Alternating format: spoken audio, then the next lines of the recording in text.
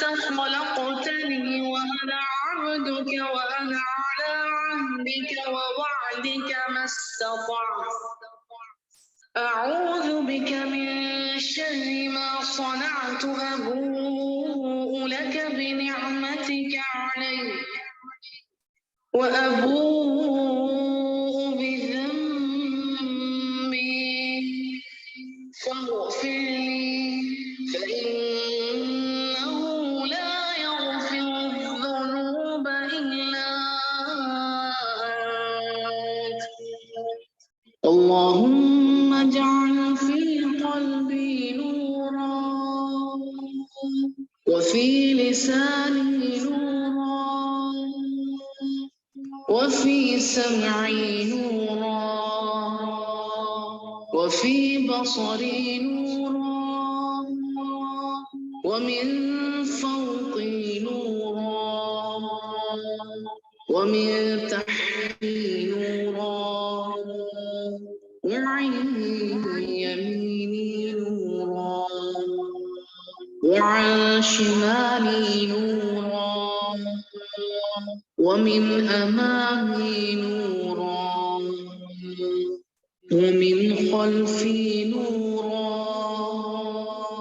واجعل في نفسي نورا وأعظم لي نورا وعظم لي نورا واجعل لي نورا واجعل لي نورا اللهم أعطني نورا واجعل في عصبي نورا وفي لحمي نورا وفي دمي نورا وفي شعري نورا وفي بشري نورا اللهم اجعل لي نورا في قبري ونورا في عظامي وزدني نورا وزدني نورا وزدني نورا وهب لي نورا على نور اللهم إني عبدك ابن عبدك ابن أمتك ناصيتي بيدك ماض في حكمك عدل في قضائك أسألك بكل اسم هو لك سميت به نفسك أو أنزلته في كتابك أو علمته أحدا من خلقك أو استأثرت به في علم الغيب عندك أن تجعل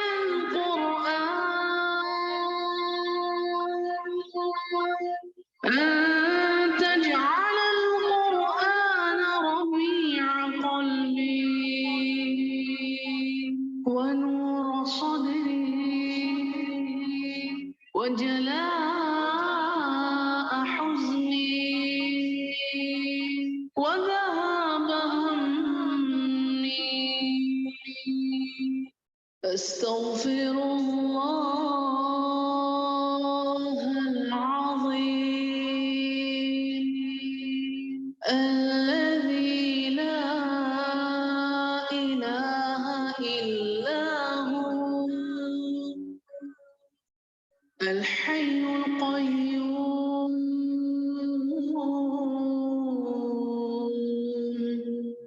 وأتوب إليه وأتوب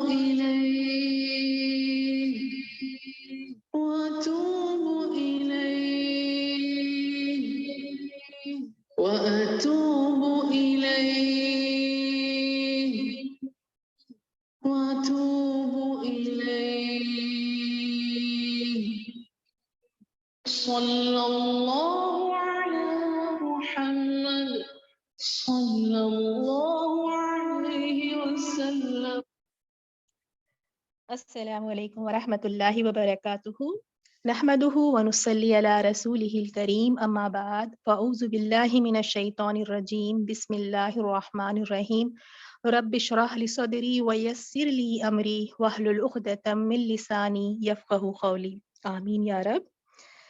آج ذرا تھوڑا سا ایشو ہو گیا ہے تو یوٹیوب پر لائیو نہیں جا پا رہے ہیں۔ انشاءاللہ یہ جو کلاس ہوگی اس کو ریکارڈ کر کر انشاءاللہ کوشش کریں گے کہ یوٹیوب پر اپلوڈ کر دیں، کیونکہ بالکل لاسٹ مومنٹ پہ کچھ سیٹنگز اور ویریفیکیشن کرنا تھا اور وقت نہیں تھا۔ بس آپ سب بھی دعاؤں میں یاد رکھیں کہ اللہ تعالیٰ ہم سب کے لیے آسانیاں کرے۔ یہ جو علم آگے پہنچانے کی جو ذمہ داری اور یہ جو کام ہم سب نے مل کے شروع کیا ہے، اللہ تعالیٰ اس میں خیر و برکت عطا فرمائے۔ تو چلیں میری پیاری بہنوں، الحمدللہ آج ہم جز 15 سے سیکھیں گے، اور آپ سب بڑے شوق سے بیٹھی ہوں گی۔ اللہ تعالیٰ سے میں یہی دعا کرتی ہوں کہ یا اللہ یہ تیری پیاری بندیاں علم حاصل کرنے کے شوق میں بیٹھی ہیں، یا اللہ ان کے لیے علم حاصل کرنا بھی آسان فرما دے اور عمل کرنا بھی آسان فرما دے۔ تو چلیں بسم اللہ دیکھتے ہیں۔ جز 15 میں سورہ اسراء کے بارے میں جیسے ہم بچپن سے ہی یہ قصہ سنتے ہوئے آئے ہیں کہ رسول اللہ صلی اللہ علیہ وسلم کی اسراء و معراج کے بارے میں، تو پہلی آیت میں اسی بات کا ذکر ہے۔ اور جو سب سے خوبصورت بات ہے جو ہماری یعنی اٹریکشن جو یعنی ہم جس کی طرف یعنی زیادہ غور و فکر آپ کہہ سکتے ہیں، یا وہ بات جو اٹریکٹ کرتی ہے نا اس آیت میں، اللہ تعالیٰ نے اپنے نبی کو بندہ ہی کہا کہ ہم اس کو یعنی رسول صلی اللہ علیہ وسلم کو اسراء اور معراج پر بھی جا کر آ گئے اور اتنا یعنی آسمانوں کا سفر کیا، لیکن پھر بھی رسول صلی اللہ علیہ وسلم کو بندہ ہی کہا، یعنی یہ آسمانوں کی سیر آپ صلی اللہ علیہ وسلم کو بندے سے اٹھا کر کوئی اور مقام پر نہیں پہنچا دیتی۔ سب سے جو بلند جو درجہ ہے ایک انسان کے لیے وہ یہ ہے کہ وہ اللہ تعالیٰ کا بندہ ہے، کیونکہ یہ بات لوگ ماننے کو ہی تیار نہیں ہوتے ہیں۔ کیا کہتے ہیں کہ رسول اللہ صلی اللہ علیہ وسلم یعنی انسان نہیں ہے۔ دیکھیں پہلی آیت میں اللہ تعالیٰ کیا فرماتے ہیں، پاک ہے وہ اللہ جو اپنے بندے کو، بندہ ہی کہا یہاں پر، جو اپنے بندے کو رات ہی رات میں مسجد حرام سے مسجد اقصی تک لے گیا۔ ٹھیک ہے، تو یہ ایسا سفر تھا جس میں رسول صلی اللہ علیہ وسلم جب آ کر بتائے مکہ والوں کو، تو ان میں تو یعنی یہ ہو گیا تھا کہ باتیں کرنی شروع ہو گئے، وہ لوگ کہنے لگے کہ یہ کیسی بات ہو سکتی ہے، تو بہکی بہکی باتیں کرتا ہے کہ ایک ہی رات میں کہتا ہے کہ اقصیٰ گیا ہے اور پھر وہاں سے پھر آسمانوں کی سیر کر کے آیا ہے۔ تو یہ مکہ والوں کے لیے بہت ہی مشکل تھا کہ اس پر ایمان لائے، اس کی تصدیق کرے۔ لیکن ابو بکر رضی اللہ تعالیٰ عنہ کو جب پتا چلا تو فوراً یعنی اس بات کی تصدیق کی اور کہا کہ جب نبی صلی اللہ علیہ وسلم کہہ رہے ہیں کہ وہ آسمانوں کی سیر کر کے آئے ہیں تو پھر وہ یہ بالکل بات سچ ہے۔ اور وہاں جب رسول صلی اللہ علیہ وسلم پہلے اقصیٰ گئے، مسجد حرم سے اقصیٰ گئے، پھر اقصیٰ سے آسمانوں کی سیر پر گئے۔ اور جو ایک بات بہت ہی زیادہ امپورٹنٹ ہے ہمارے عقیدے کے لیے وہ یہ ہے، یہ کوئی خواب نہیں تھا۔ خواب میں آپ نے سیر نہیں کی کہ آپ اقصیٰ بھی چلے گئے اور وہاں سے پھر آسمانوں پر گئے، نہیں، یہ سفر بیداری کی حالت میں تھا، یعنی آپ جاگ رہے تھے، آپ ہوش میں تھے، بیداری میں جسم کے ساتھ اور روح کے ساتھ یہ سفر طے کیا۔ تو یہ بات بہت یعنی امپورٹنٹ ہے، جس کو نوٹ ڈاؤن کر لیں اور بچوں کو بھی بتائیں، کیونکہ اکثر سمجھتے ہیں کہ یہ خواب تھا، نہیں روح کے ساتھ گئے تھے، یا اس طرح کی مختلف آپ باتیں سنیں گے، لیکن یہ ہے کہ رسول صلی اللہ علیہ وسلم بیداری میں جسم اور روح کے ساتھ یہ سفر کو طے کیے تھے۔ اور پھر آسمانوں پر انبیاء اکرام سے بھی ملاقات ہوئی، اور وہاں پہ جو رسول صلی اللہ علیہ وسلم گئے آسمانوں پہ تو وہاں آپ کو نماز کا تحفہ دیا گیا، یعنی خاص وہاں بلا کر، تو اس سے ہمیں نمازوں کی فضیلت بھی پتہ چلتی ہے نا۔ دوسرے احکامات تو زمین پر اللہ تعالیٰ نے وحی کے ذریعے اپنے نبی کو بتائے، لیکن نماز کا تحفہ وہاں بلا کر دیا گیا۔ اس طرح ہم دیکھیں گے اس یعنی اسراء اور معراج کے جو قصے میں ہیں، بہت سارے ایسے لوگ آپ صلی اللہ علیہ وسلم کو دکھائے گئے، ان کا انجام دکھایا گیا۔ تو انشاءاللہ اس کی ہم زیادہ ڈیٹیل میں نہیں جا سکتے، تو آگے ہم بڑھیں گے انشاءاللہ آگے کی آیت میں۔ پھر دیکھیں گے آیت نمبر 4 سے 8 میں موسیٰ علیہ السلام کا ذکر ہے، اور پھر یہودیوں کے بارے میں ہے کہ ان کا جو پہلا فساد تھا، کیا ان کا پہلا فساد تھا، پھر اس پر ان پر یعنی اللہ تعالیٰ کی طرف سے سزا بھی آئی، پھر انہوں نے دوسرا فساد بھی کیا۔ تو اس سے بھی ہمیں یہ پتا چلتا ہے کہ یہودی جو تھے نا، یعنی کثرت سے سوال کرنا، فساد برپا کرنا، فساد پھیلانا، اللہ تعالیٰ ہمیں فسادی ہونے سے بچائے۔ پھر آیت 9 سے 10 میں قرآن کی تعریف کی گئی۔ اللہ تعالیٰ نے فرمایا بے شک یہ قرآن وہ راہ بتاتا ہے جو سب سے سیدھی ہے۔ تو اگر آپ سیدھے راستے پہ چلنا چاہتے ہیں نا، تو آپ رسم و رواج سے آپ کو نکلنا ہوگا۔ اگر آپ بالکل سیدھے راستے پر چلنا چاہتے ہیں جو بالکل سیدھا ہے، وہ آپ کو قرآن کے علاوہ کوئی اور نہیں بتا سکتا۔ تو اب جو بھی آپ کے پہلے سورسز رہے ہوں گے علم حاصل کرنے کے، ان سب کو چھوڑ کے قرآن اور احادیث سے اپنے آپ کو جوڑ لے۔ جو کوئی آپ کو قرآن سے اور حدیث سے علم دے رہا ہے تو وہ بالکل صحیح ہے، اس کے علاوہ آپ دیکھیں بہت کیئرفل رہیں، کیونکہ اللہ تعالیٰ فرماتے ہیں یہ قرآن ہی ہے جو سب سے سیدھی ہے اور یہ سیدھا راستہ دکھاتا ہے۔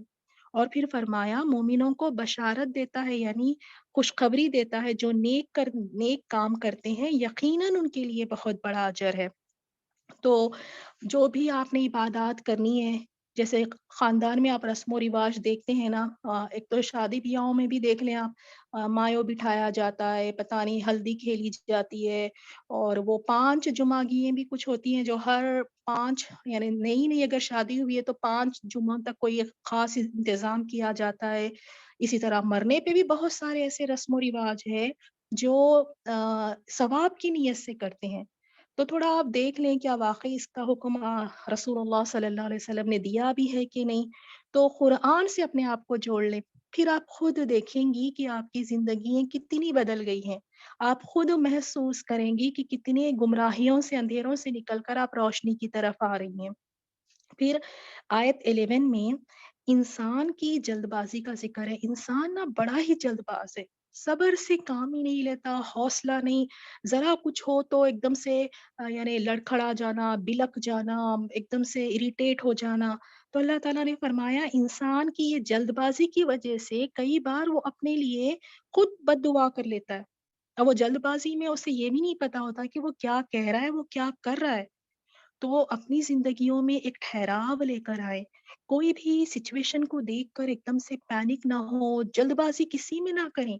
ہم چاہتے ہیں ہر چیز جلدی ہو جائے، کوئی کورس ہم نے شروع کیا ہے چاہتے ہیں کہ وہ جلدی مکمل ہو جائے، کوئی اگر چیز ہم گھر میں کر رہے ہیں، کوئی کام ہم نے شروع کیا ہے، اور ہماری جو فوکس ہمارا ہوتا ہے نا کب ختم ہوگا، ختم پہ ہم ہمیشہ رہتے ہیں۔ تو جلد بازی کا مظاہرہ نہ کریں، دین کے کاموں میں بھی اور دنیا کے کاموں میں بھی۔ پھر انسان کے بارے میں کیا بتایا گیا کہ جلد بازی میں اپنے لیے وہ بددعا کر لیتا ہے۔ اور پھر 13 اور 14 میں ہر انسان کے ساتھ اس کا نام اعمال ہوگا۔ اس کا مطلب یہ ہے کہ اللہ تعالیٰ کے یہاں ہماری پوری ریکارڈنگ محفوظ ہے، جو کچھ اس نے عمل کیے ہوں گے وہ اس کے ساتھ ہوں گے، کوئی بھی ایک بھی عمل مس نہیں ہوگا، چاہے وہ نیکی کا ہے، چاہے وہ کوئی شر یا گناہ کا کام کیا ہے، کوئی اعمال مس نہیں ہوں گے، سب اس کے ساتھ ہوں گے۔ اللہ تعالیٰ ہم سب کا آسان حساب فرمائے۔ پھر آگے دیکھیں گے آیت 15 میں بہت امپورٹنٹ بات ہے۔ اللہ تعالیٰ فرماتے ہیں کوئی کسی کے گناہ کا بوجھ نہیں اٹھائے گا۔ دنیا میں آپ اگر شاپنگ کے لیے نکلتی ہیں، آپ کے ہاتھ میں کوئی یعنی بوجھ ہے، ہیوی بیگز ہے، تو کوئی نہ کوئی انجان انسان بھی آگے بڑھ کے آپ کو ہیلپ آفر کر دیتا ہے کہ کیا میں آپ کا سامان اٹھا دوں یا آپ کے سامان کو گاڑی تک لے جاؤں۔ یہاں ہم دیکھتے ہیں کہ لوگ آ کے خود ہیلپ آفر کرتے ہیں جب ہمارے پاس کوئی بوجھ ہو یا وزن ہو، لیکن یہ اس طرح میدان حشر میں نہیں ہوگا۔ اور اس کو اللہ تعالیٰ نے پہلے ہی بتا دیا کہ یہ نہیں سمجھنا کہ جو تم نے کیا اس کا بوجھ کوئی اور اٹھائے گا، خود ہی اٹھانا ہوگا، خود ہی بھگتنا پڑے گا۔ جو شخص گناہ کرے تو اس کا وبال اسی کی جان پر ہوگا۔ گناہ خود کیا ہے تو بھگتو بھی خود ہی، اس کا وبال بھی خود اسی انسان پر ہوگا۔ اب آپ دیکھیں آج ہم کتنی ایسے کام، گناہ کے کام، نافرمانی کے کام محبت کے نام پہ کر لیتے ہیں، مجبوری کے نام پہ کر لیتے ہیں، اولاد کی محبت میں، شوہر کی محبت میں، حالات سے مجبور ہو کر خود ہم کہتے ہیں کہ نہیں کرنا چاہتے، لیکن کیا کریں، مجبوری ہے۔ بچوں کے آگے، بچوں کو نہیں دیکھا جاتا، اب شوہر کی ناراضگی کے آگے جھک جاتے ہیں اور نافرمانی کے کام کر لیتے ہیں۔ میری پیاری بہنوں، یاد رکھیں کہ آج آپ ان کے لیے جو اللہ تعالیٰ کی نافرمانی مول رہی ہیں نا، آج آپ ان کو خوش کرنے کے لیے، ان کی محبت میں مجبور ہو کر جو آپ نافرمانی اور گناہوں کے کام کر رہی ہیں، کل کے دن یہ آپ کے بوجھ میں سے ذرا بھی بوجھ نہیں اٹھائیں گے۔ تو بندہ ذرا عقل سے بھی تو کام لینا، اور تھوڑا کمپیئر کر کر دیکھیں۔ اگر آپ کو بچے اور شوہر کی محبت آپ کو غلط کام کرنے پہ مجبور کرتی ہے، بچے اور شوہر کی محبت میں آپ نافرمانی کے کام بھی کر جاتی ہیں، تو کیا آپ کو اللہ کی محبت یہ غلط کام کرنے سے روکتی نہیں ہے؟ کس کی محبت سب سے زیادہ ہے؟ اللہ تعالیٰ کی محبت ہے آپ کے دلوں میں، یا پھر بچوں اور شوہر اور گھر اور دنیا کی محبت ہے؟ جس کی محبت ہوگی انسان اسی کے آگے جھکے گا۔ تو جو آج ہم اتنے بڑے بڑے گناہ کے کام کر لیتے ہیں اور کئی ایسی عبادات کو ہم چھوڑ دیتے ہیں، جو فرائض ہے وہ بھی ہم نہیں ادا کرتے ہیں، ان کے پیچھے یاد رہیں کہ بہت ہی مشکل دن آنے والا ہے، جہاں نفسا نفسی ہوگی، بس ہر کسی کو اپنی پڑی ہوگی۔ تو اللہ تعالیٰ نے آیت 15 میں بتا دیا، کوئی کسی کا بوجھ نہیں اٹھائے گا۔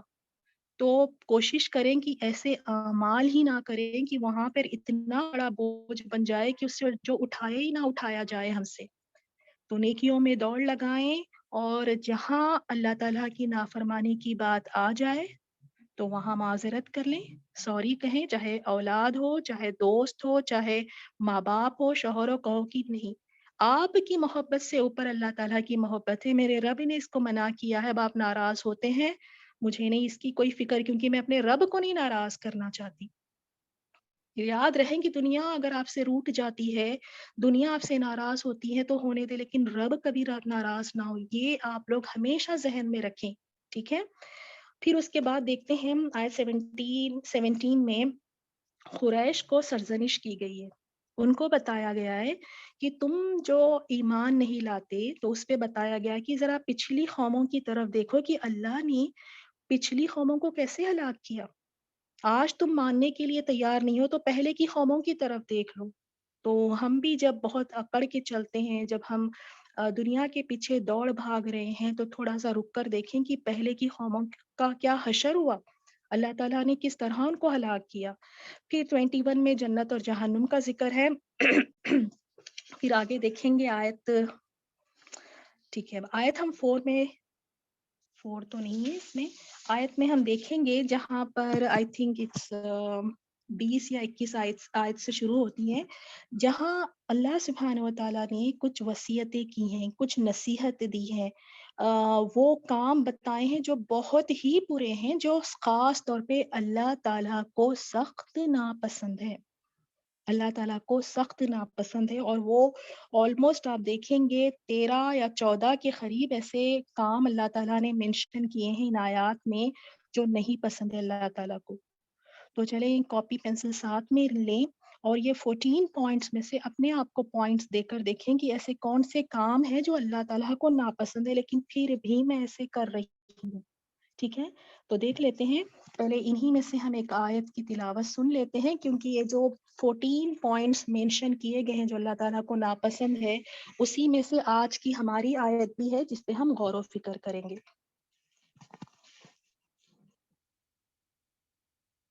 وآت ذا القربى حقه والمسكين وابن السبيل ولا تبذر تبذيرا إن المبذرين كانوا إخوان الشياطين وكان الشيطان لربه كفورا۔ اور رشتہ داروں اور محتاجوں اور مسافروں کو ان کا حق ادا کرو، اور فضول خرچی سے مال نہ اڑاؤ، کہ فضول خرچی کرنے والے تو شیطان کے بھائی ہیں، اور شیطان اپنے پروردگار کی نعمتوں کا کفران کرنے والا یعنی ناشکرا ہے۔ تو چلیں دیکھتے ہیں ہم یہاں پر، اس میں سب سے پہلی بات جو اللہ تعالیٰ کو ناپسند ہے وہ ہے شرک۔ تو شرک سے بچنا ہے، شرک نہ کرے، توحید پر قائم رہنا ہے۔ شرک یہی ہے کہ کسی بھی چیز میں، اللہ تعالیٰ کی ذات میں، اللہ تعالیٰ کی عبادات میں، اللہ تعالیٰ کے اسماء و صفات میں کسی اور کو بھی شریک کر لینا۔ جس طرح اللہ تعالیٰ السمیع ہے، سننے والا ہے، آپ یہ بھی ایمان رکھنا کہ فلاں کوئی اور بھی اللہ تعالیٰ کی طرح سن سکتا ہے، تو پھر یہ شرک ہے۔ اللہ تعالیٰ رزق عطا کرنے والا ہے، اللہ تعالیٰ گناہوں کو بخشنے والا ہے، تو اگر یہ ہم صفت کسی اور میں بھی سمجھیں گے کہ فلاں میں بھی یہ طاقت ہے، تو پھر یہ شرک ہے۔ تو شرک سے اپنے آپ کو بچانا ہے۔ اور سیکنڈ پوائنٹ ہے ماں باپ کے ساتھ حسن سلوک۔ ماں باپ کے ساتھ حسن سلوک میں یہ ہے کہ انہیں اف تک نہیں کہنا ہے، نہ ہی ان کو جھڑکنا ہے، اور جب بات کریں تو ان کے ساتھ بڑے ادب سے بات کرنا ہے اور ان کے لیے دعائیں بھی کرنا ہے۔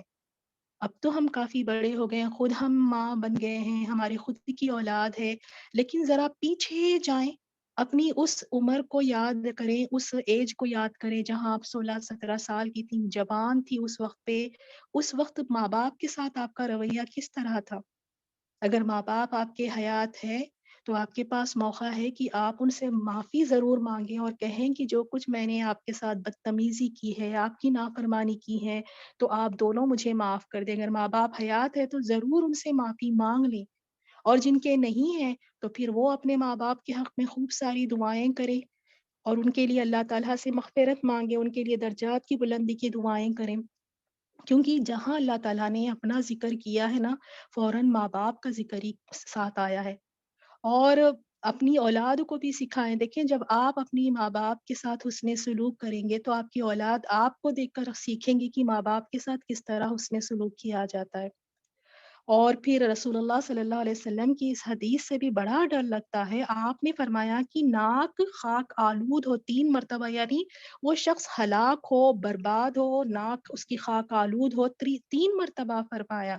اور فرمایا کہ جس نے اپنے والدین یا ان میں سے کسی ایک کو بڑھاپے میں پایا اور ان کی خدمت کر کے جنت میں داخل نہ ہو سکا۔ تو ماں باپ اگر حیات ہے، ساتھ ہے ماں باپ، لیکن پھر بھی ان کی نہ خدمت ہو رہی ہے، نہ ہی ان کو خوش کیا جا رہا ہے، نہ ہی ان کی عزت اور احترام ہے، ان کو کمرے میں ایک طرف چھوڑا ہوا ہے، نہ ان کو کوئی چیز بتاتے ہیں، نہ ان سے کوئی مشورہ لیتے ہیں، نہ ہی ان کی دعاؤں لیتے ہیں ان سے، نہ ہی ان کو کوئی چیز میں شامل کرتے ہیں، ایسے جیسے کوئی بس کمرے میں پڑے ہوئے ہیں، تو اس طرح کا رویہ نہیں رکھنا چاہیے۔ خاص طور پہ جب بوڑھے ہو تو زیادہ ان پہ آپ رحم کریں، اور یہ کام آپ اپنی ساس اور سسر کے ساتھ کر کے اپنے بچوں کو دکھا سکتی ہیں کہ ماں باپ اگر ضعیف ہو تو ان کے ساتھ کیسا رویہ رکھنا چاہیے۔ اکثر جو عورتیں ہوتی ہیں نا، وہ یعنی ان کے ساس اور سسر جو ہے اگر بیمار ہیں تو وہ ان کا اتنا خیال نہیں رکھتی، ان کو دیکھتی نہیں، تو اولاد دیکھ رہی ہے نا یہ۔ پھر کل کے دن جب ہم بوڑھے ہو کر بیٹھیں گے اسی طرح کسی تخت پر، تو بچے بھی پھر ہمارے ساتھ وہی معاملہ کریں گے۔ تو ماں باپ کے ساتھ حسن سلوک کا بہت زیادہ یعنی تاکید آئی ہے کہ ان کے ساتھ حسن سلوک کرنا ہے۔ اور پھر نمبر 3 پہ ہے صلہ رحمی۔ صلہ رحمی کے بارے میں دیکھیں، ہم جب سے رمضان شروع ہوا ہے، انفیکٹ جب سے رمضان شروع ہوا ہے نا، پری رمضان کی کلاسز سے ہی ہم دیکھ رہے ہیں، اس پر ہم نے بہت کام کرنا ہے، اس پہ ہم نے بہت محنت کرنی ہے صلہ رحمی، رشتے جوڑنے میں۔ جو شخص اس بات کو پسند کرے کہ اس کے رزق میں کشادگی ہو اور اسے لمبی عمر ہو، اس کی عمر میں اضافہ ہو، تو اسے چاہیے کہ صلہ رحمی کرے، صلہ رحمی سے کام لینا چاہیے، رشتوں کو جوڑنا چاہیے۔ خونی رشتے ہیں، اسی طرح آپ کے سسرالی رشتے بھی ہیں، تو یہ خونی رشتے ہیں، آپ ان کو کوشش کریں کہ جوڑنے والے بنے، کیونکہ آپ صلی اللہ علیہ وسلم نے فرمایا قطع رحمی کرنے والا جنت میں داخل نہیں ہوگا، وہ جنت میں جا ہی نہیں سکے گا۔ تو یہ بھی ایک بہت بڑی بات آج کل آپ دیکھیں گے، ہر کوئی نمازیں بھی پڑھ رہے ہیں، روزے بھی رکھ رہے ہیں، لیکن جہاں یہاں رشتہ داری کی بات آ جاتی ہے نا، تو یہاں آپ دیکھیں کہ اتنی یعنی ان کے حق نہیں ادا کرتے، رشتہ داری نہیں نبھاتے۔ تو ذرا اس پہ پلیز تھوڑا سا ضرور کام کریں، ٹھیک ہے؟ اور خاص طور پہ اس بات کو یاد رکھیں کہ ہم چاہے کتنی بھی عبادات کر لیں، لیکن رشتہ داروں کے ساتھ ہمارا معاملہ صحیح نہیں ہے تو جنت میں داخل نہیں ہو سکیں گے۔ اور یہ رشتہ داری نا میں نے اور آپ نے خود نہیں بنائی ہے کہ فلاں کو میں اپنی خالہ بنا لوں، یہ میرے چچا ہونا چاہیے، یہ میری بہن ہونی چاہیے. یہ رشتے اللہ تعالیٰ نے بنائے ہیں تو اس کا احترام کریں. اور ایک بات خاص طور پہ میں اپنی بہنوں سے کہوں گی، آپ کی دشمنی، آپ کے دل میں جو آپ کے سسرالی رشتوں کے لیے جو کڑواہٹ ہے، جو زہر ہے، خدا کے لیے اپنے بچوں میں ٹرانسفر نہ کریں، ان کو گناہگار نہ بنائیں. آپ کی نہیں بنتی، آپ کا اتنا بڑا دل نہیں ہے، آپ ان لوگوں کو معاف نہیں کر سکتی، آپ ان کے ساتھ اچھا رویہ نہیں رکھتی، تو بچوں میں یہ چیز ٹرانسفر نہ کریں. وہ ان کی دادا دادی ہیں، ان کے چاچا ہے، ان کے پھوپھی ہے، وہ ان کے خونی رشتے ہیں بچوں کے. آپ اس طرح خود بھی گناہگار ہو رہی ہیں اور بچوں کو بھی گناہگار بنا رہی ہیں. اب یہ بچے ان رشتوں سے بدزن ہو جائیں گے تو کیا وہ رشتہ داری نبھائیں گے اپنے دادا دادی چاچا سے، اپنی پھوپھی سے؟ اپنا زہر اپنے تک رکھیں. آپ کوشش کریں کہ اپنا زہر بھی خود نکال کے پھینکیں. یہ کڑواہٹ بچوں کے دلوں میں مت گھولیں. اس کو بچوں کو دکھائیں اس کی اہمیت، بچوں کو ملائیں ان کے خونی رشتوں سے. خونی رشتے جو ماں کی طرف سے ہے، خونی رشتے جو باپ کی طرف سے ہیں، بچوں کو ان کی اہمیت بتائیں. یہ ہماری ذمہ داری ہے میری پیاری بہنوں. بچوں کی تربیت یہ ہماری ذمہ داری ہے، اور اس پہ اللہ تعالیٰ ہم سے پوچھ بھی کرے گا کہ ہم نے بچوں کی تربیت کس طرح کی تھی. اگر ہم آج بچوں کو یہ رشتہ داریوں کی اہمیت نہیں بتائیں گے تو بچوں کے آگے رشتہ داروں کی کوئی اہمیت ہی نہیں رہے گی. تو ان کو ملنے لے کر جائیں اپنے رشتہ داروں سے، اور ان کے دلوں کو صاف رکھیں، ان کو بتائیں کہ ان کے حقوق ہے. اللہ تعالیٰ ہم سب کو توفیق دے کہ ہم یعنی اپنی ذاتی دشمنی میں، اپنے مفاد کے لیے، اپنی انا کے لیے بچوں کے دلوں کو، بچوں کے دماغوں کو ہم نہ سڑائیں. بچے اتنے بدزن ہو جاتے ہیں، وہ ماں کی وجہ سے دادی کو نہیں دیکھنا چاہتے، پھوپھی سے نہیں بات کرنا چاہتے. وہ تو معصوم بچے ہیں، ان کے دلوں میں، ان کے دماغوں میں کس نے ڈالی یہ بات؟ بار بار کہتے ہیں تمہاری اماں کے ساتھ تمہاری دادی ایسا کرتی ہے، تمہاری اماں کے ساتھ تمہارے پھوپھی ایسا کرتی ہیں. تو ٹھیک ہے، آپ اپنے تک رکھیں نا. اس بیچارے کا رشتہ کیوں خراب کر رہی ہیں آپ؟ اس کو تو اپنے رشتہ داروں کے ساتھ، اپنے رشتوں کے ساتھ اچھی طرح سے رہنے دیں. پھر اس کے بعد اللہ تعالیٰ نے فرمایا کہ فضول خرچی سے منع فرمایا. تو پہلا شرک تھا، پھر ماں باپ کے ساتھ حسن سلوک کرنا تھا، پھر صلہ رحمی کی بات آ گئی کہ رشتے جوڑنا ہے. فورتھ نمبر پر فضول خرچی سے منع کیا گیا ہے. اور آپ دیکھیں کتنی فضول خرچی ہوتی ہے، کتنا بیجا ایسے ہی خرچ کیا جاتا ہے. ایک ہے اسراف. اسراف وہ ہے کہ جو آپ جائز جگہوں پر بھی جائز ہے، حلال ہے، لیکن وہاں بھی حد سے زیادہ خرچہ کر دینا. جیسے کھانا کھانا حلال بات ہے، آپ کھا سکتے ہیں کھانا، لیکن ایسے مہنگے مہنگے ہوٹلز میں جا کر کھانا کھانا کہ جہاں آپ کی ایک چائے کی بل کسی کے 1 مہینے کے راشن کے برابر ہو رہی ہے، تو یہ اسراف ہوا نا. پھر آپ وہی چائے کہیں اور سے پی سکتے تھے، ہزاروں کی چائے پی جاتی ہے. اس طرح جائز چیزیں ہیں، جائز جگہوں پر ہے، لیکن خرچہ حد سے زیادہ کر دینا، یہ ہے اسراف. اسی طرح آپ دیکھیں پانی میں بھی اسراف ہوتا ہے، وقت میں بھی اسراف کرتے ہیں ہم، صلاحیتوں میں اسراف کرتے ہیں، مال میں اسراف کرتے ہیں. یعنی حد سے زیادہ وقت ہے تو وقت کو ضائع کیے جا رہے. وضو کر رہے ہیں تو اس کو ٹیپ کو کھلا چھوڑا ہوا ہے نلکے کو، اور وہ پانی بہے جا رہا ہے بہے جا رہا ہے، یہ بھی پانی میں اسراف ہے. اسی طرح تبذیر کہتے ہیں ناجائز جگہوں پر خرچ کرنا. نہ تو جائز جگہوں پر بھی حد سے زیادہ خرچ نہیں کرنا، اور ناجائز چیزوں پر بھی خرچ نہیں کرنا. اس سے اللہ تعالیٰ نے منع فرمایا فضول خرچی مت کرو. یہ تو شیاطین کے بھائی ہے، کیونکہ یہ شیطانی عمل ہے، اور شیطان اپنے رب کا بڑا ناشکرا ہے، بڑا ناشکرا ہے. تو جو فضول خرچی کرتے ہیں ان میں کہیں نہ کہیں یہ شیطانی صفت ہے، وہ شیطانوں کے بھائی ہے. اور آپ دیکھیں کس طرح سے تبذیر کی جاتی ہے آج کل، ناجائز جگہوں پر خرچ کیے جاتے ہیں. صرف شادی بیاہ کے موقعوں پر دیکھ لیں، گانے بجانوں میں، لباس میں، کھانے میں، آپ دیکھیں اتنا اسراف، اتنا تبذیر کے لاکھوں لاکھوں ختم کر لیتے ہیں صرف دکھاوے کے لیے، فضول خرچی میں اور ناجائز چیزوں پہ. گانے بجانے آج دیکھیں شادیوں میں کتنے عام ہو گئے. مجھے تو بڑا افسوس ہوتا ہے کہ شادی ایک نکاح ایک سنت ہے، یہ بھی ایک عبادت ہے، اس پر بھی اجر دے گا، اور وہی تقریب کو، اسی دعوت کو اتنی نافرمانی اس میں کرتے ہیں. جو چیز دعاؤں سے شروع ہونی چاہیے تھی، جو ایک زندگی خیر اور عافیت اور برکت کے ساتھ شروع ہونی چاہیے تھی، وہ دن، وہ لائف، وہ دونوں کی، دولہا دلہن کی نافرمانیوں کے ساتھ شروع ہو رہی ہے. تو ایسی پھر شادیوں میں برکتیں ہوں گی پھر؟ اور اسی طرح آتش بازی دیکھیں آپ، کتنے پٹاخے دھوم دھڑاکے کرتے ہیں، کتنے اس میں پیسے ضائع کرتے ہیں. پھر وہ پتنگ بازیاں دیکھیں آپ، پتنگ جب وہ آتا ہے وہ ایک موسم، تو اس میں پتنگ بازیوں میں کتنے اس طرح کے فضول خرچی کرتے ہیں. تو اللہ تعالیٰ سے ہم یہی دعا کریں گے کہ نہ تو ہم جائز چیزوں میں بھی ہم حد سے زیادہ اس میں پیسے خرچہ کریں، اور نہ ہی یہ کہ ناجائز چیزوں میں تو بالکل ہی نہیں کرنا ہے، چاہے وہ تھوڑا سا ہی اماؤنٹ کیوں نہ ہو. یہ نہ کہیں کہ بس اس میں بس ایک 5 روپے ہی تو لگ رہے ہیں نا، 10 روپے، 1 روپے کیا، اٹھنی بھی نہیں لگنی چاہیے ناجائز چیزوں میں. سینما کے ٹکٹس خریدے جاتے ہیں، آپ دیکھیں کہ یہ جو مال ہے اس کو کس طرح ناجائز چیزوں میں آج کل لوگ اڑا رہے ہیں، اور اس پر اللہ تعالیٰ کی بہت بڑی پکڑ ہوگی. اللہ تعالیٰ ہم سب کو توفیق دے. تو آپ نے، اگر آپ کے خاندان میں، آپ کے گھر میں اگر کسی کی شادی ہے تو آپ پلیز اسراف نہ کریں، اور ساتھ میں یعنی ناجائز طریقے سے بھی پیسوں کو اس طرح نہ گوائیں، کیونکہ اس کا بھی ہمیں اللہ تعالیٰ کو جواب دینا ہوگا.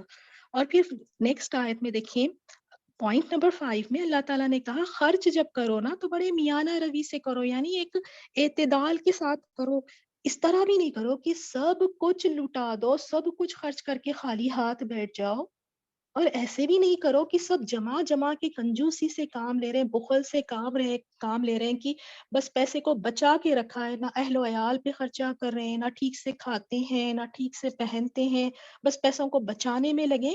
یہ بھی نہیں کرنا، ٹھیک ہے نا؟ جلدی جلدی ختم کر کے خالی ہاتھ ہو کر بیٹھنا ہے. نہ ہی اس طرح کرنا ہے کہ کنجوسی سے، بہت تنگی سے کام لینا ہے، نہیں، ایک اعتدال سے مسلمان کو چاہیے کہ اپنے مال کو خرچ کرے.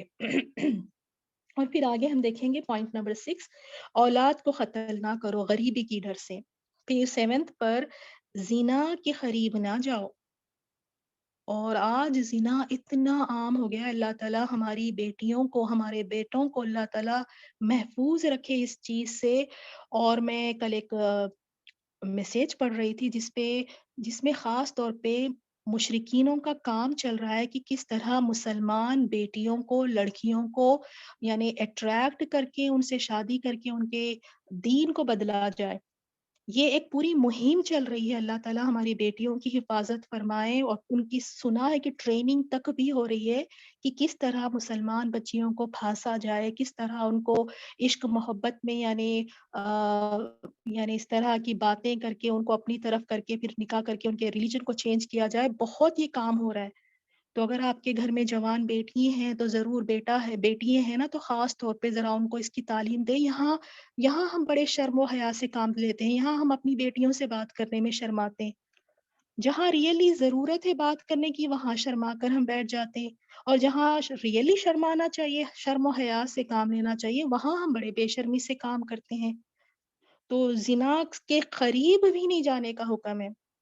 اور اس کو تو یہ بنا دیا ہے کہ اگر دونوں راضی ہے تو اٹس اوکے، کوئی مسئلہ ہی نہیں. تو ضرور اس سے اپنی نوجوان نسل کو اپنے گھر میں اگر ہے تو ان کو بتائیں زنا کتنا بڑا گناہ ہے، بہت بڑا گناہ ہے. یہ بتائیں ضرور، ورنہ قیامت والے دن پکڑ ہوگی. یہی اولاد کہیں گے کہ یا رب ہماری ماں نے کبھی ہمیں نہیں بتایا یہ گناہ تھا. آج کل آپ دیکھیں کتنے لوگ گناہ میں مبتلا ہو رہے ہیں. تو اگر ہے بیٹی اور یا بیٹا ہے تو اچھے انداز میں بیٹھیں اور انہیں ضرور بتائیں اس کے بارے میں، جوان بچوں کو. پھر اللہ تعالیٰ نے پوائنٹ نمبر 8 ہے کہ ناحق کسی کو قتل کرنے سے منع فرمایا ہے. 9 پہ ہے یتیموں کا مال اس کے قریب بھی جانے سے منع فرمایا ہے، الا یہ سوائے اس کے کہ احسن اچھا طریقہ ہو. یعنی یتیم کے مال کی آپ کفالت کر رہے ہیں، چاچاؤں کے پاس اکثر ہوتے ہیں بچے، بچوں کے والد فوت ہو جاتے ہیں تو دادا ہے، کبھی چاچا ہے، وہ لوگ بچوں کے مال کو یا ان کے باپ کے بزنس کو چلاتے ہیں، تو بڑے اچھے طریقے سے کرنا ہے۔ ایسے ہی نہیں کہ اب ہاتھ پیسہ لگا ہے تو کہیں اس پہ ایکسپیریمنٹ کر رہے ہیں، کہیں کہیں بزنس پہ لگا کے وہاں گھاٹا ہو رہا ہے، وہاں پیسے ختم ہو رہے ہیں، یا پھر جلدی جلدی خرچہ کریں کہ یہ بچے بڑے ہونے سے پہلے جلدی جلدی خرچہ کر کے ختم کر رہے ہیں۔ نہیں، یتیم کا مال بہت بڑی امانت ہے۔ جو یتیم کا مال کھاتے ہیں جیسے وہ اپنے پیٹوں میں آگ بھر رہے ہیں، آگ آگ کھانا ہم پسند کریں گے؟ تو یتیموں کی اگر کسی کے پاس بھی کفالت وہ کر رہے ہیں، یتیم بچے کسی کے سرپرستی میں ہیں، تو بہت احتیاط سے کام لیں اور عدل اور انصاف کے ساتھ کام لیں۔ اور پھر پوائنٹ نمبر 10، وہ اللہ تعالیٰ کے عہد کو پورا کرتے ہیں۔ ایک تو ان کا عہد اللہ تعالیٰ سے ہوتا ہے، اس کو بھی یہ پورا کرتے ہیں، اور ایک ان کا عہد ہوتا ہے اللہ کے بندوں کے ساتھ، اور وہ اس کو بھی پورا کرتے ہیں۔ اللہ تعالیٰ کے عہد کے ساتھ ساتھ اللہ کے بندوں کے ساتھ انہوں نے جو وعدے کیے، جو ان کے جو عہد ہے، اس کو بھی وہ پورا کرتے ہیں۔ اور پوائنٹ نمبر 11، ماپ تول میں کمی نہیں کرتے، اس کو پورا دیتے ہیں۔ پھر 12 پہ، اور جس بات کا علم نہ ہو اس کے پیچھے نہ پڑو، یہ اللہ تعالیٰ نے حکم دیا۔ تمہارے پاس جس بات کا علم نہ ہو اس کے پیچھے نہ پڑو، یعنی اس کا مطلب ہے کہ جہالت میں آ کر تمہارے پاس کسی بات کا علم ہی نہیں ہے، بس جہالت میں نئی نئی نمازیں پڑھ رہے ہو، نئی نئی عبادات کر رہے ہو، نئے نئے وظیفے تو نکالے ہوئے ہیں، نئی نئی عیدیں بنائی ہوئی ہے۔ جیسے عید، اور ہمیں پتا ہے کہ 2 عید ہمارے دین میں ہے، عید میلاد النبی بنا لی۔ تو ایسی باتوں کے پیچھے نہ پڑو، ان کے اوپر عمل نہ کرو جس کا تمہیں علم ہی نہیں ہے۔ علم تو لو نا، پہلے قرآن اور حدیث سے علم لے کے دیکھو کہ واقعی وہ ہے بھی کہ نہیں ہے۔ اور اس میں یہ بھی شامل ہے، یعنی ایسی باتوں کے پیچھے نہ پڑو جس کا تمہیں علم نہ ہو۔ اس میں بدگمانی، بیٹھے بیٹھے بس کسی کے بارے میں بھی کچھ بھی بدگمانی شروع کر دینا۔ ہاں مجھے پتا ہے اس نے جان بوجھ کے ہی کیا تھا، ہاں مجھے پتا ہے میں جب بھی جاتی ہوں ایسے ہی کرتی ہے، اس کی یہی انٹینشن تھی۔ بیٹھے بیٹھے خواہ ایسے ہی بس کسی کے بارے میں کچھ بھی سوچتے بیٹھ جانا کہ فلاں میرے ساتھ ایسی ہے، فلاں میرے ساتھ ایسی ہے، اس نے جان بوجھ کے کیا۔ تو یہ بدگمانیوں سے بھی بچنا ہے، کیونکہ علم نہیں ہے آپ کے پاس اس کا، آپ بس ایک اندازے اور تکے لگا رہے ہو۔ تو جو چیز کا علم نہیں ہے اس کے پیچھے نہ پڑو۔ اور اسی طرح کسی کی ٹو میں پڑ جانا، کسی کے پیچھے پڑ جانا، کہاں گئے ہیں، کہاں آئے ہیں، کون ان کے گھر آ رہا ہے، کتنے ان کے رشتے آئے ہیں، ان کے شوہر کی کتنی تنخواہ ہے، گھر میں کیا چل رہا ہے، کیوں یہ سب ہمیں نا؟ تو کسی کی نہ ٹو میں پڑنا ہے اور ایسے کام بھی نہیں کرنا ہے جہالت میں جس کا ہمارے پاس کوئی علم نہ ہو۔ پھر پوائنٹ نمبر 13 میں اللہ تعالیٰ فرماتے ہیں، کان، آنکھ اور دل، ان کا سوال کیا جائے گا۔ کانوں سے جو سن رہے ہیں، آنکھوں سے جو دیکھ رہے ہیں، دلوں میں جو خیالات آ رہے ہیں، یہ سب کا سوال اللہ تعالیٰ کرے گا۔ ان کی پوچھ ہوگی کہ ان کے ساتھ ہم نے کیا کیا تھا۔ تو یہ جو جسم کے اعضاء ہے نا، ایکچولی یہ ہے تو ہمارے جسم کے ساتھ، یہ ہے تو اپنے، ہمیں لگتا ہے یہ ہمارے اپنے ہیں، لیکن قیامت والے دن نا یہی اعضاء دغا دے جائیں گے ہمیں، ہمارے خلاف اللہ تعالیٰ کے سامنے سب کچھ اگل دیں گے، سب کچھ۔ اور انسان بوکھلا جائے گا، کہے گا کہ تم نے میرے خلاف یہ باتیں کیوں بتائی؟ تو جسم کے اعضاء کہیں گے کہ اللہ نے ہمیں حکم دیا ہے۔ تو یہ جو ہم بیٹھے بیٹھے دل میں اتنے خیالی پلاؤ بناتے ہیں نا، بیٹھے بیٹھے دلوں میں لوگوں کے لیے سازشیں تیار کرتے ہیں، ننند ہے، ساس ہے، بہو ہے، یہ دیکھیں یہی سازشیں چلتی رہتی ہیں، آج گھر گھر میں یہی ہو رہا ہے۔ اسی لیے میں بار بار اس کو کہتی ہوں کہ کہیں نہ کہیں یہ بات آپ کے دلوں کو لگ جائے اور آپ کے دل کھل جائے، اس بات کو سمجھ جائیں کہ ان چیزوں میں نہیں پڑ کے اپنی لائف کو ضائع کرنا ہے۔ دلوں میں بیٹھ کے کتنے ہم لوگوں کے خلاف پلاننگز کرتے ہیں، یہ سب اللہ تعالیٰ اس کا سوال کرے گا۔ پھر 14 میں اللہ تعالیٰ نے فرمایا، زمین پر اکڑ کر مت چلو۔ اتنی اکڑ کس بات کی؟ نہ تو تم زمین کو پھاڑ سکتے ہو، نہ ہی تم یعنی پہاڑوں کو پہنچ سکتے ہو، تو یہ اکڑ کس بات کی؟ یعنی انسان اپنے آپ کو کچھ سمجھنا اور دوسروں کو بڑا حقیر، جیسے کیڑے مکوڑے ہیں، یہ تو ان کو کچھ آتا ہی نہیں، یہ غریب، یہ جاہل، یہ اس طرح وہ اس طرح، میں سب سے اچھی، اور چلنے کے انداز میں بھی ایسی اکڑ۔ اور ہم جانتے ہیں نا اللہ تعالیٰ نے کس طرح قارون کو اس کے خزانوں کی سمت، اس کے خزانوں کے ساتھ اللہ تعالیٰ نے زمین میں اس کو ڈھسا دیا، خزانوں کے ساتھ اس کو ڈھسا دیا۔ تو ایک مومن انسان کو عاجزی والی زندگی اختیار کرنا ہے، جھک کر چلنا ہے۔ جھکنے کا مطلب یہ نہیں ہے کہ بس لوگوں کو دکھاؤں میں بڑی عاجز ہوں، کندھے جھکائے ہوئے ہیں، بڑا چہرہ جھکا جھکا کے سب کے سامنے چل رہی ہیں، لیکن اندر تکبر بھرا ہوا ہے، تو پھر یہ جھکنا نہیں ہے۔ دل کو جھکائیں، دل کو جھکائیں، اور تکبر اللہ تعالیٰ کو نہیں پسند۔ تو یہ تھی ایسی باتیں جسے اللہ تعالیٰ ناپسند کرتا ہے۔ تو اب بتائیں کیا ہم کرنا پسند کریں گے یہ چیزیں؟ تو ان پوائنٹس کو ضرور ایک دفعے دہرائیں، سورہ اسراء کھولیں آپ، اور آپ کو یہ سارے پوائنٹس دکھیں گے جو 14 پوائنٹس ہم نے یہاں ڈسکس کیے ہیں۔ اگر آپ چاہتی ہیں تو اپنے بچوں کے ساتھ بھی بیٹھیں اس رمضان میں، حلقہ ہر گھر میں کم سے کم ایک بار ویکلی ایک حلقہ ہونا چاہیے جہاں سب فیملی ممبرس ایک ساتھ بیٹھیں۔ حلقہ یعنی دیکھیں وہ سرکل میں بیٹھتے ہیں نا، راؤنڈ بنا کر، اس طرح بیٹھیں، ہاتھ میں قرآن ہو، آپ کے بچے بیٹھے ہوئے ہیں، اور آپ ان کو چھوٹی موٹی باتیں سکھائیں۔ ضروری نہیں ہے اس کے لیے آپ بہت بڑی عالمہ فاضلہ ہو تبھی آپ لوگوں کو سکھائیں، تھوڑا بہت جو آتا ہے سکھائیں۔ تو نا اپنے بچوں کو یہ 14 پوائنٹس ضرور بتائیں کہ بیٹا دیکھیں، کیا آپ جاننا چاہتے ہو اللہ تعالیٰ کو وہ چیزیں بہت جو اللہ تعالیٰ کو سخت ناپسند ہے، جو بہت بری بری چیزیں ہیں۔ بچے بھی ایکسائٹیڈ ہوتے ہیں، کہتے ہیں کہ ہاں ماما بتاؤ ہمیں، تو بڑے اچھے انداز میں ان کو سمجھائیں یہ، ٹھیک ہے، یہ اللہ تعالیٰ نے ہمیں بتا دیا کہ یہ چیزیں نہیں کرنا ہے۔ پھر آیت 53 میں ہم دیکھیں گے حسن ادب کے ساتھ گفتگو کرنا۔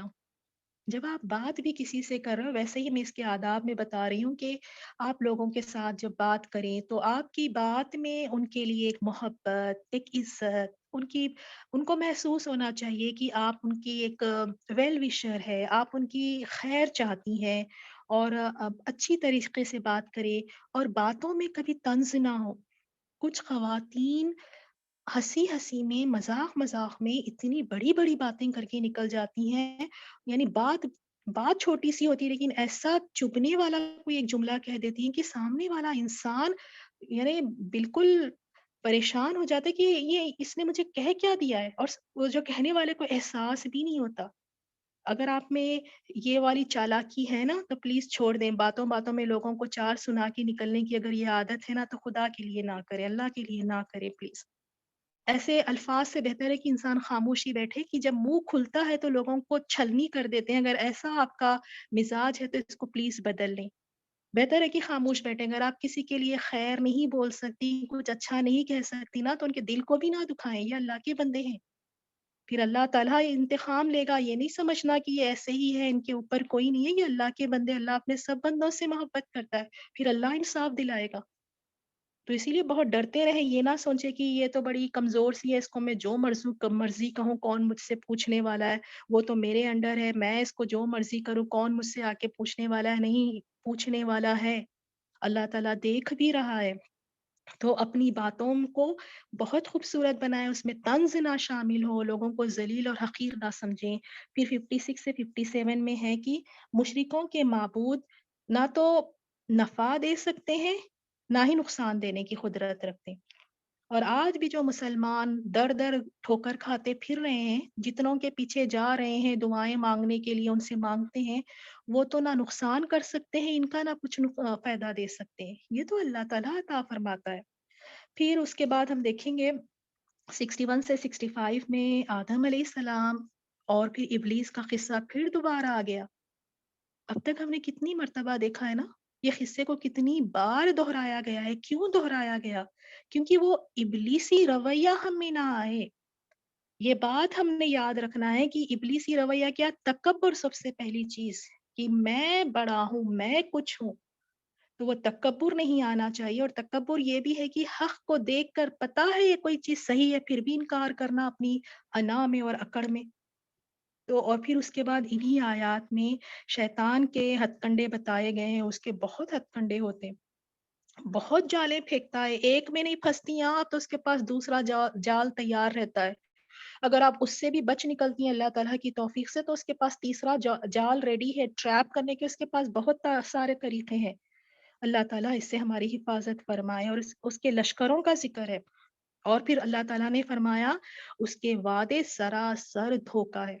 وہ جو وعدے کرتا ہے نا کل ہم نے کیا سیکھا تھا کہ یہ گناہوں کو خوشنما کر کے دکھاتا ہے، گناہ کے کاموں کو ایسے دکھاتا ہے کہ تم جو کر رہی ہو نا صحیح کر رہی ہو، دیکھو سبھی تو کر رہے ہیں نا، دیکھو وہ کر رہی ہے وہ کر رہی ہے، تم کر لیے تو اس میں کیا حرج ہے، سبھی تو کر رہے ہیں، اچھا بس تھوڑے دنوں کے لیے کر لینا نا، کچھ نہیں ہوگا، تو ایسی پٹیاں پڑھاتا ہے، ایسے خوشنما کر کے دکھاتا ہے، اور آج اللہ تعالیٰ نے بتا دیا اس کے سارے وعدے دھوکے کے ہیں۔ پھر 71 سے 72 میں روز قیامت ہر شخص اپنے پیشوا کے ساتھ آئے گا، جس کو وہ فالو کرتا تھا اسی کے ساتھ اس کو بلایا جائے گا۔ پھر 78 سے 79 میں نماز تہجد کا حکم ہے، اور مقام محمود جو اللہ سبحانہ و تعالیٰ رسول صلی اللہ علیہ وسلم کو عطا فرمائیں گے اس کا ذکر ہے۔ 85 میں روح کا ذکر ہے، ہم کو بڑی فکر پڑ جاتی ہے نا روحوں کے بارے میں، روح کہاں ہے، روح کیا کرتی ہیں اللہ تعالیٰ نے فرمایا اس کا بہت کم علم تمہیں دیا گیا ہے، تو جو چیز کا ہمیں علم نہیں دیا گیا اس کے پیچھے زیادہ کھوج کرنے کی بھی ہمیں ضرورت نہیں ہے، تو روح کے بارے میں ہے کہ اس کا علم بہت تھوڑا سا دیا گیا ہے۔ اور پھر قرآن کا چیلنج ہے 86 سے 89 میں، 101 سے 104 میں موسیٰ علیہ السلام کی نشانی، اور پھر اللہ تعالیٰ نے کس طرح فرعون کو ہلاک کیا، یہ بھی قصہ آپ دیکھیں گے بار بار قرآن میں آ رہا ہے۔ اب ایز اے قصہ سن کر بیٹھ جائیں گے تو کچھ نہیں ہوگا، لیکن کیوں، کیا سرکشی کیا کرتا تھا فرعون، کیا اس کی چیزیں تھی، کیوں وہ ہلاک ہوا، یہ سب ہم نے دیکھنا ہے۔ پھر آیت 110 سے 111 میں اللہ تعالیٰ کے سب نام اچھے ہیں، جتنے بھی اللہ تعالیٰ کے نام ہیں وہ سب اچھے ہیں، اور پھر ایک حکم دیا، ایک آداب سکھائیں کہ جب قرآن کی تلاوت کرو تو نہ ہی یعنی بلند آواز میں کہ چیخ چیخ کر پڑھ رہے ہو، اونچی آواز میں پڑھ رہے ہو، اور نہ ہی اتنا آہستہ کہ خود کو نہ سنائی دے، تو قرآن کے یہاں آداب بتائے گئے ہیں۔ تو الحمدللہ کافی ساری آج ہم نے قرآن سے باتیں سیکھی ہیں، اور خاص طور پہ ہم نے کوشش کیا کرنا ہے کہ اسراف سے بچنا ہے، اور ناجائز تبذیر یعنی ناجائز چیزوں پر بھی ہم نے خرچہ نہیں کرنا، چاہے وہ ایک چھوٹا سا ہی اماؤنٹ کیوں نہ ہو، ان سب چیزوں سے باز رہنا ہے۔ تو چلیں آج ہم دیکھتے ہیں آیت کی تلاوت۔ بسم اللہ۔ شر غاسق، السلام علیکم ورحمۃ اللہ، سورة الفلق، تھرڈ آیا۔ اعوذ باللہ من الشیطان الرجیم، ومن شر غاسق اذا وقب، واو کے لیے ہونٹ گول، و می من شرری، نون کو چھپانا ہے، اخفا کہتے ہیں اسے چھپانے کو، ومن شرری، را باریک، شرری دو را پڑھنے ہیں، اور را کو باریک پڑھنا ہے، زیر والا را ہے اس لیے، غاسقین، لیٹر غین موٹا ہے، اور ہائیسٹ لیول پہ موٹا پڑھا جائے گا کیونکہ ایک تو زبر والا ہے، پھر اس کے ساتھ الف بھی آ رہا ہے، غاسی کسرہ، سین کا زیر، سی قن، لیٹر قاف، غاسقن، اوکے، خن نہیں کہنا اور کن نہیں کہنا، غاسقن یا خن نہیں کہنا، کلیئرلی اس کو موٹا پڑھیں، مخرج سے ادا کریں قاف کو، غاسقن، پھر اس کے نیکسٹ ورڈ ذال کے لیے زبان کی نوک اوپر کے دانتوں کو لگانی ہے،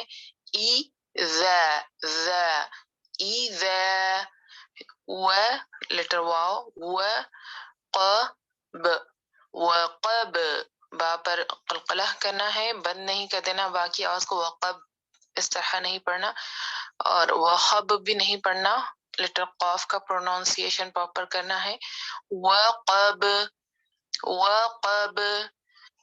ومن شر غاسق إذا وقب، ومن شر غاسق إذا وقب، ومن شر غاسق إذا وقب۔ الحمدللہ چلیں آگے دیکھتے ہیں ہم آج کی نیکی. آج کی نیکی میں ہے صدقہ کرنا، اور اس میں رسول اللہ صلی اللہ علیہ وسلم نے فرمایا تم آگ سے بچو اگرچہ کھجور کے ایک ٹکڑے کے ساتھ ہی. یعنی کھجور کا ٹکڑا کتنا معمولی سی چیز ہے نا، چھوٹی سی چیز ہے، لیکن وہ چھوٹی سی چیز بھی اللہ تعالیٰ کے راستے میں صدقہ دے کر اس سے آگ سے بچا جا سکتا ہے. اور الحمدللہ ہمارے گھر دیکھیے بھرے پڑے ہیں، ہمارے فریج دیکھیے بھرے پڑے ہیں، ہمارے الماریاں کیبنیٹس دیکھنے کپڑوں سے بھرے پڑے ہیں. ہر چیز تو اللہ تعالیٰ نے ہمیں اتنی دی ہے، لیکن پھر بھی ہم آگے نہیں بڑھتے ہیں کہ اللہ تعالیٰ کے راستے میں اللہ ہی کی دی ہوئی چیزیں اللہ ہی کو دینے سے ہم پیچھے ہٹتے ہیں. تو اگر آگ سے بچنا ہے، اور آگ سے ہی بچنے کی سب سے پہلے ہم سب کی کوشش ہونی چاہیے. اصل مقصد ہی یہ ہونا ہے کہ آگ سے بچا کر اللہ تعالیٰ مجھے جنت میں داخل کر دے. اللہ تعالیٰ اس آگ کی ایک لمحہ بھی صورت نہ دکھائے، ایک لمحہ ایک سیکنڈ کے لیے بھی ہمیں آگ میں نہ جانا پڑے، کیونکہ وہ آگ بڑی شدید آگ ہے. تو اگر اس آگ سے بچنا ہے تو اس دنیا میں اللہ تعالیٰ نے بڑا آسان اس کا طریقہ بتایا کہ اللہ تعالیٰ کے راستے میں صدقہ کرو.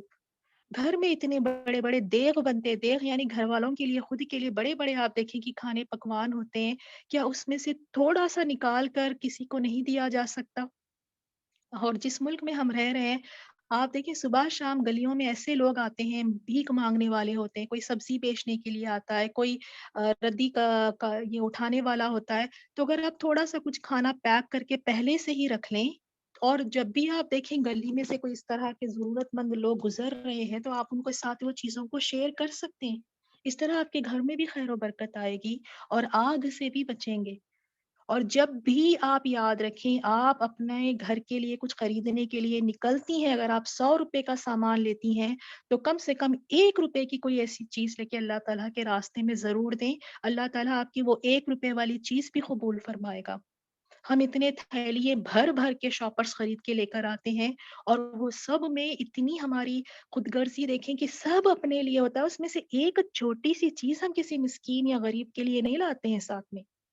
اگر آپ نے اس کی عادت ڈال لی کہ جب بھی آپ کوئی گروسری کر رہے ہیں یا کوئی آپ شاپنگ کے لیے نکلے ہیں اپنے مہینے کا راشن خریداری کے لیے، تو کچھ چھوٹی سی چیز نا غریب اور مسکین کے لیے بھی پیک کروا لیں، چاہے وہ نمک ہو، مرچی ہو، چاول ہو 1 کلو، یا پھر ایک کیا کہتے ہیں کہ آئل ہو، صابن ہو، جو کچھ بھی ہو بھائی، کچھ بھی کوئی ایک چیز ایک پیک کروا لیں. اور گھر پہنچنے سے پہلے پہلے راستے میں آپ کو بہت سارے مل جائیں گے، کسی کو وہ چیز پکڑا دیں. شاید آج ہمیں اس کی اہمیت نہیں پتا ہو، اس وجہ سے ہم صدقے کو بڑا لائٹ لیتے ہیں، بڑا لائٹ لیتے ہیں، لیکن اس کے بہت فائدے ہیں میری پیاری بہنوں، بہت زیادہ. ایک تو صدقہ اللہ تعالیٰ کے غصے کو ٹھنڈا کرتا ہے. صدقے سے اللہ تعالیٰ یعنی بری موت سے صدقہ بچاتا ہے. کتنی بری بری موتیں ہم دیکھتے ہیں لوگوں کی، اللہ تعالیٰ ہم سب کا خاتمہ بالخیر کرے. اسی طرح آگ سے تو بچتے ہیں، اور پھر صدقے سے یہ ہے کہ آنے والی مشکلوں کے آگے یہ صدقہ آڑ بن کے کھڑا ہو جاتا ہے. تو ہمیں لگتا ہے ہم دے رہے ہیں، لیکن اس دینے کے پیچھے کتنا کچھ ہمیں مل رہا ہے وہ ہمیں شیطان دیکھنے نہیں دیتا. اور اللہ تعالیٰ نے قرآن میں فرمایا ہے کہ شیطان تمہیں نا ڈراتا ہے کہ تم غریب ہو جاؤ گے، تم مفلس ہو جاؤ گے، اگر تم دے دو گے تو پھر تمہارے پاس کیا رہے گا. تو ڈرے نہیں دینے کے لیے. جب آپ دیکھیں نا آپ کس کو دے رہے ہیں، آپ وہ کوئی مسکین یا غریب کو نہیں دے رہے آپ، بلکہ اللہ تعالیٰ کو دے رہے ہیں. کیا اللہ تعالیٰ کسی کا باقی رکھتا ہے؟ آپ بتائیں.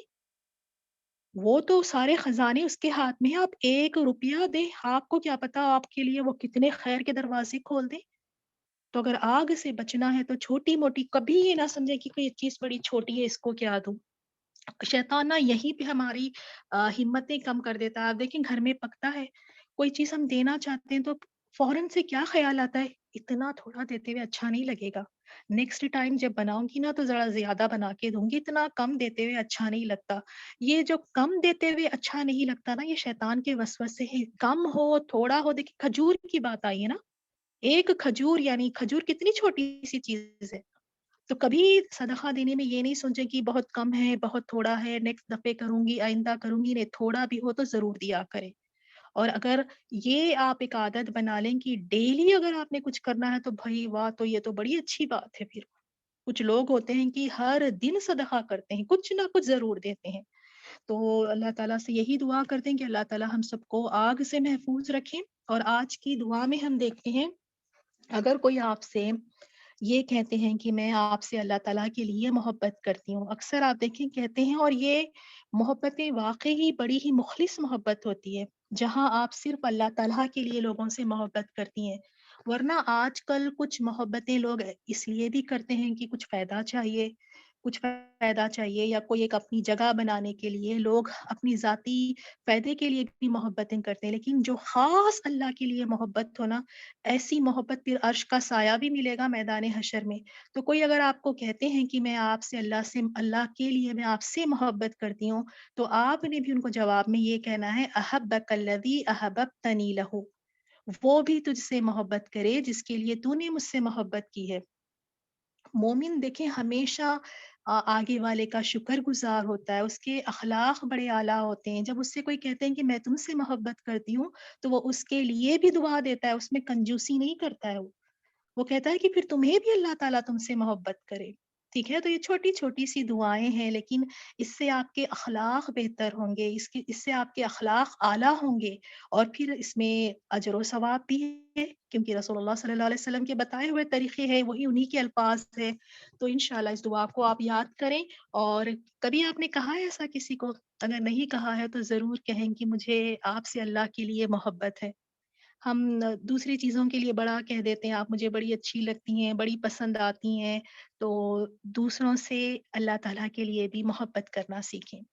تو چلیں انشاءاللہ نیکسٹ ہم کل دیکھیں گے جو 16 سے، اور عملی نکات، اور دعا کریں کہ جو آج ہماری یوٹیوب پہ ہم اپلوڈ نہیں کر سکے، زوم سے آسانی سے اپلوڈ ہو جائیں، اور آپ سب کی دعائیں چاہیے کہ اس خیر کے کام میں ہم خیر اور عافیت کے ساتھ کریں، اللہ تعالیٰ اس میں آنے والی مشکلات کو دور فرمائیں، اور آپ سب سے بھی اللہ تعالیٰ بہترین دین کی خدمتیں لے لیں، اللہ تعالیٰ آپ کو بھی داعیے دین بنائے کہ آپ گھر بیٹھیں اللہ تعالیٰ کے کلام کو، اللہ تعالیٰ کے میسج کو لوگوں تک پہنچانے والی بنے۔ سبحانک اللہم و بحمدک، نشہد ان لا الہ الا انت، نستغفرک و نتوب الیک۔ السلام علیکم و رحمۃ اللہ وبرکاتہ۔